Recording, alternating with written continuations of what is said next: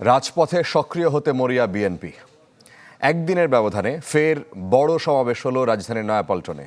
যুবদলের এই কর্মসূচিতে বিএনপি মহাসচিব যেটি বলেছেন যে আওয়ামী লীগ নয়, এই দেশ চালাচ্ছে অদৃশ্য শক্তি।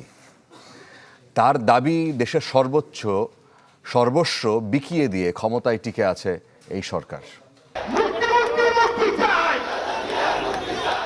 একদিনের ব্যবধানে আবারও showdown. BNP chairperson Begum Khaleda Zia সহ কারাবন্দী নেতাকর্মীদের মুক্তির দাবিতে রাজধানীর নয়াপল্টনে জাতীয়তাবাদী যুবদলের সমাবেশ। নির্ধারিত সময়ের আগেই সমাবেশস্থল ও আশপাশের এলাকায় জড়ো হন ঢাকাসহ পার্শ্ববর্তী জেলা ও মহানগরের নেতাকর্মীরা। নেতাদের অভিযোগ, দেশের সর্বস্ব বিকিয়ে দিয়ে ক্ষমতায় টিকে আছে সরকার।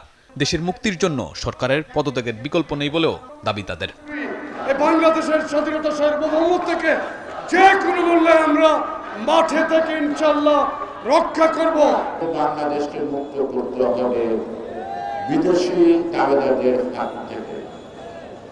যেদিন বাংলাদেশকে মুক্ত করতে পারবেন সেদিন বাংলাদেশের 18 কোটি জনগণ মুক্ত হবে।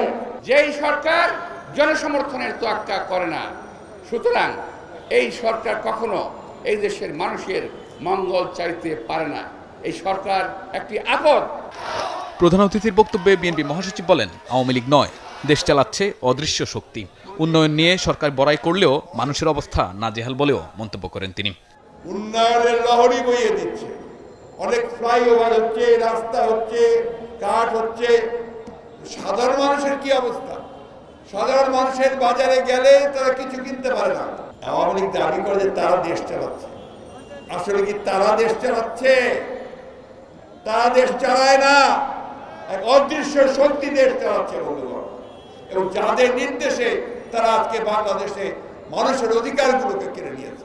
মির্জা ফখরুলের অভিযোগ, মসনদ হারানোর ভয়ে বেগম জিয়াকে মুক্তি দিচ্ছে না সরকার।